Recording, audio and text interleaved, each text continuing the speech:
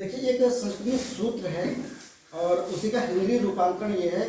सूत्र है अकु विसर्जनीय नाम कंठ का और कवर्ग का को कु से कहा जाता है। कु चू टू तू पू ये संस्कृत में उच्चारण किया जाता है। इसका मतलब होता है क से कवर्ग, च से चवर्ग, ट से तवर्ग, त से तवर्ग और प से पवर्ग। तो कु चू टू तू पू अ और क कवर्ग पूरा अर्थात पांचों अक्षर इसके और उसके साथ में ह, इनका उच्चारण स्थान जो होता है वो कंठ होता है। अर्थात इनका जब हम उच्चारण करते हैं तो हमारी वायु जो स्वर ध्वनियों से निकलती है, तंत्री से निकलती है, तो कंठ से होकर के निकलती है। यहाँ से जो हमारा वाक्य यंत्र होता है जिससे हम बोलते हैं तो कंठ से होकर के निकलती है। तो इनका उच्चारण होता है अ। सबसे पहले इसका जो उच्चारण होता है अ में क्या होता है, यहाँ पर जो एक छोटी सी जिह्वा होती है वो बंद हो जाती है अ। उसके पश्चात में ह जो का है, कवर के पूरे अक्षर पांचों क ख ग घ और ग, वो जो अक्षर होता है ये पांचों अक्षर इनका उच्चारण स्थान जो होता है वो कंठ होता है।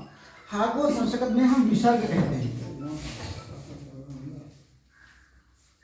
ये विसर्ग है अर्थात हा का प्रयोग संस्कृत में विसर्ग के रूप में होता है। जब कहीं पे रामा है, कृष्णा है इत्यादि, यहाँ पर हा अर्थात इसका विसर्ग का प्रयोग होता है। तो इनका जो उच्चारण स्थान है वो कंठ है। हम जब इनको बोलेंगे, सबसे पहले एक जब पहले परिपाटी थी, गुरुकुल की परिपाटी थी, तब ये विद्यालय इत्यादि नहीं होते थे। तो उसमें क्या होता था, प्रारंभ से शुरू से लेकर के जब बच्चा उच्चारण करना सीखता है, उच्चारण करता है, बोलता है, मम बोलता है, सबसे पहले माँ बोलता है इत्यादि कुछ भी, तो वहाँ से लेकर के और शिक्षित अर्थात 5 और 6 वर्ष पर्यंत उसको जो है पर्यंत उसको वर्णों उच्चारण शिक्षा एक पुस्तक आती है।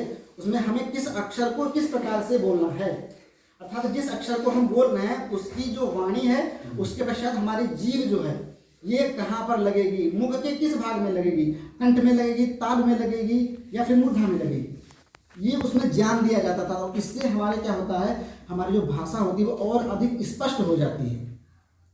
इससे स्पष्ट हम जो है बोलना सही से सीख जाते हैं। जैसे शब्द होता है वर्षा, वर्षा नहीं होता है, वर्षा बोलेंगे दंत सकार आ जाएगा, वर्षा मतलब मूर्धन्य सकार। इन्हीं चीज़ों का जो बहुत सूक्ष्म जो अंतर है यही ये संस्कृत में मिलता है, हिंदी में बहुत ही कम अल्प मात्रा में मिल पाता है। तो इनका जो उच्चारण स्थान है वो कंठ है। इसके पश्चात में आता है ईचु ऐसा नाम तालु, ई चौथा या और श तालु, अर्थात इसमें ये वर्ण ई ये ह्रस्व ई है, उसके पश्चात में चू मतलब चवर्ग पूरा पांच अक्षर च के, उसके पश्चात में या और इसको बोलते हैं तालव्य सकार। इसको हम लोग सीटी वाली सा बोलते हैं, इसको शुद्ध भाषा में तालव्य सकार कहा जाता है। इनका उच्चारण जो होता है वो तालु से होता है। तालु का मतलब हमारा दांत का जो भाग है, दांत के ऊपर का जो भाग होता है थोड़ा सा, उसको तालु बोलते हैं। और उससे भी ऊपर जब आप आगे बढ़ेंगे तो उसको मूर्धा कहा जाता है।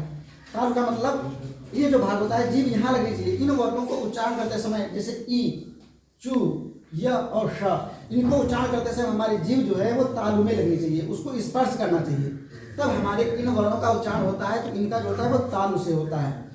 इसके पश्चात में आता है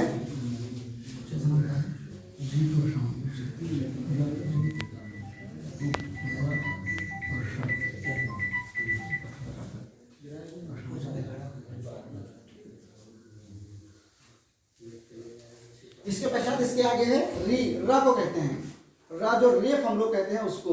तो र उसके पश्चात में टू टवर करता, उसके पांचों अक्षर ट ठ ड ढ अ जो होता है उसको हम लोग जो बोलते हैं अणा बोलते हैं ना, अणा नहीं होता है वो ण होता है, ण। और आ उसमें पहले लगाएंगे तो सब तो पहले लग गया ना, वो अक्षर है तो उसमें अणा नहीं होता, ण होता है ण। एक संस्कृत में सूत्र है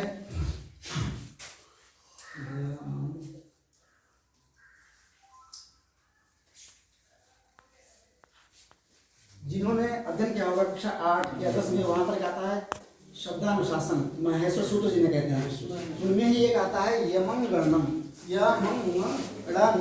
ये है। इसमें वर्ग के 5 अक्षर हैं, ता का भी है, चा का भी है, टा का भी है, ता का भी है, पा का भी है, और जो अन्य है वो सभी हैं। इनको अनुनासिक बोलते हैं इनमें। तो ये 5 अक्षर जो हैं अर्थात र और टू और रा और टवर्ग पूरा, उसके बाद में सा, ये मूर्धा से बोले जाते हैं। मूर्धा का मतलब होता है जब हमारी जीभ तालु के ऊपर वाले भाग को स्पर्श करती है उसको मूर्धा कहते हैं। जैसे ट, तो जब टा बोलेंगे तो हमारी जीभ जो है जो छत होती है, हमारी जो मुख की जो छत होती है उसको स्पर्श करती है। ट ठ ड ढ और णा होता है, अणा नहीं होता है, णा णा।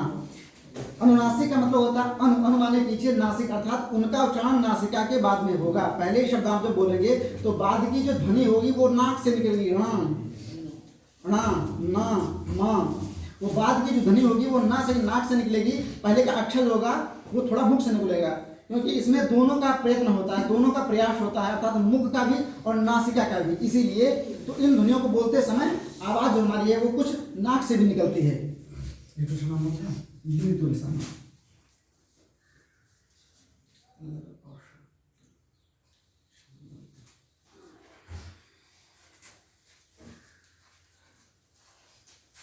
ली तू लशा नाम दंता, ली से ल हो गया हमारा और तू से तवर्ग हमारा पूरा हो गया, त थ द ध न।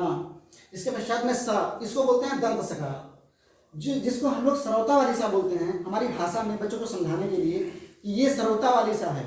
उसी प्रकार से शुद्ध भाषा में उसको दंत सकार, क्योंकि उसका उच्चारण हमारा दांतों से होता है। जब उसको बोलते हैं स, तो उसका जो हमारा जीव जो है वो हल्का सा दांतों को स्पर्श करता है, स।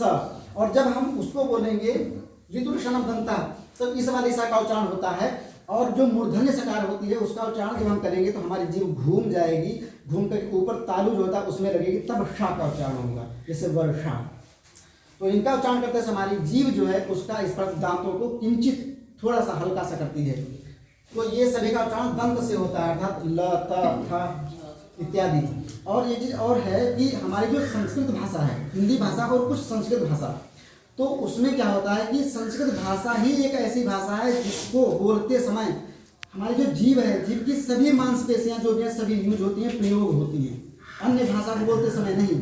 अन्य भाषा जब हम बोलते हैं तो उसमें जीभ की सभी मांसपेशियों का प्रयोग नहीं होता है, किंतु हमारी संस्कृत जो भाषा है उसको बोलते समय, क्योंकि उसमें जो शब्द होते हैं वो इतने कठिन का मतलब इस प्रकार से होते हैं, उसमें बोलते समय हमारी जीभ जो है सभी पूरी प्रकार से तालु में लगना, कंठ में लगना, दंत में लगना, ओष्ठ में लगना, सभी में उसका प्रयोग हो जाता है।